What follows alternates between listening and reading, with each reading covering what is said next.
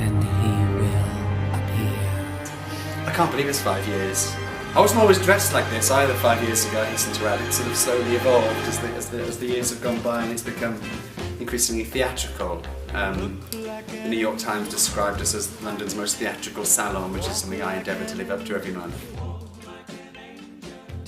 It started because I was DJing and I was asked to come and DJ at a gay venue in Soho called the Green Carnation. I went home and said, I'm going to DJ every week, and my husband was like, are you mad? You know, you're not a DJ, you're a writer and an author and you should be doing something that's more arts-based than just DJing. So I went back to Dr. Aubrey and he was very open to the idea of doing something that involved a bit of literature. The owner, I must say, wasn't quite so keen.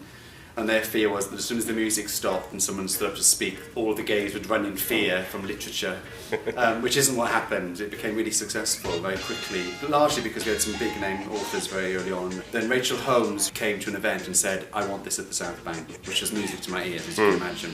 I've been going to it for 4 years, ever since it began in the back streets of Soho. Now it's here in the South Bank. Aren't we lucky? Whatever you think a literature event is, it's the opposite of that. Because when we first came here, the feedback from the management here was really enthusiastic really quickly, and I was, to be honest, I was a bit taken aback because I thought, well, they put on some great events at the South Bank.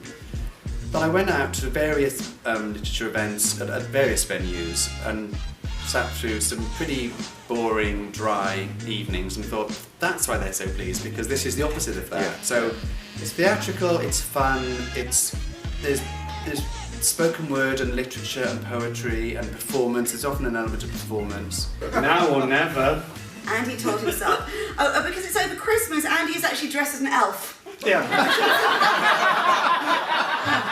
I should have said that earlier, but there's I'd have worn green if I'd known that. But I love the fact that we've created this space where people come not just to listen to the authors and to buy their books and support the authors, but also just to meet their friends. And they're people that maybe don't go on the scene so much anymore, or have never been on the scene. So we have a mixture of people, all ages, all sexualities. It's a lovely way of getting out of the house, and it's just so exciting, and it's so much more exciting than my real life, so I love it.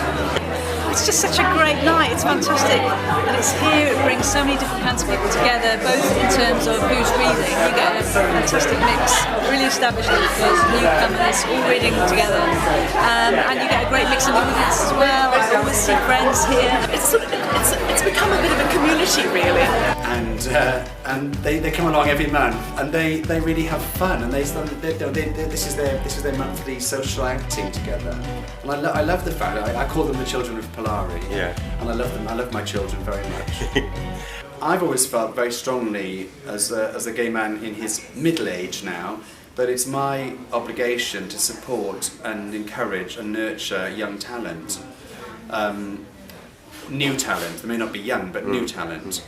So it became very quickly an idea of mine that we should have a regular slot at Polari where we had someone coming on stage who maybe has never been published, has never read in public before. The nice thing about Polari is that the audience is so welcoming because it's comprised largely of regulars. So they know what to expect, and they're very warm and they're very welcoming. So very few people come on stage and get stage fright here. They come on stage and they know it's a warm reception. They get applause. I go on stage and I set up the scene by looking ridiculous and dressing up. So it's already warmed up when they come on. So out of that came this idea, which Rachel Holmes and I had together, which is that we should maybe do a prize. Setting up a prize is a lot more complicated than one thinks it is. There's no reward for anyone involved in doing it, except for the winner of the prize and the publicity that comes with being on the long list and on the short list. So the first year was last year, and the winner was James Maker for his memoir To Fellatio, which was a fantastic book. This year the shortlist has been whittled down. The shortlisted authors this year are The Frost Fares by John McCulloch, Exit Through the Wound by North Morgan, Becoming Nancy by Terry Ronald, A Up and Away by Vicky Ryder, and Modern Love by Max Wallace. This year, thanks to Linda Riley from Square Peg Media, who has become a media sponsor, we're actually going to have a proper trophy and also prize money. So this can be £1,000 check. The judges met this evening before coming on here tonight, and then we decided on the winner. So that's been decided now. To be honest with you, I never had big ambitions for this when I started it. I just did it because it was born out of my frustration of being a gay writer and being rarely asked, except during LGBT History Month, when libraries have boxes to tick, rarely being asked to go and do reading events. And I still think that's the case. I still think that unless you're a really big name, you tend to get sidelined as a gay or lesbian, bisexual, transgender writer. So when I started it, it was born out of that frustration. I never envisaged for a second that it would end up somewhere like the South Bank, which is the biggest arts institution in the country. So the plan now is simply just to keep on delivering. Yeah. I mean, we have regulars here, and every month they go, "That was the best one yet. How are you going to top it?"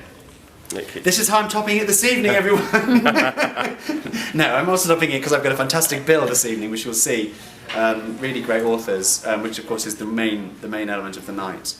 My job is just to set the tone, be a bit campy, be a bit fun, be a bit theatrical, and just get everyone relaxed and host it, But the support of the South Bank has been superb and very, very vigorous.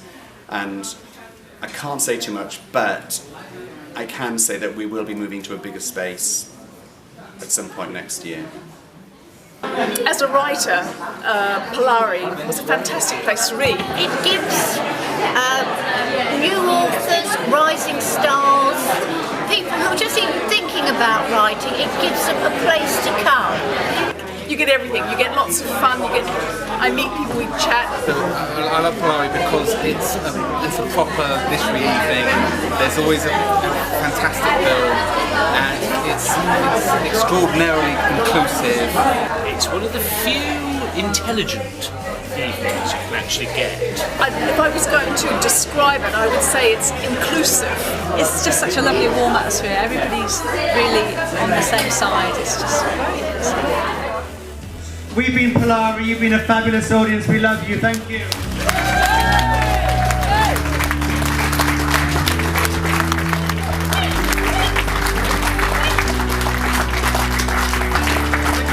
See you next month.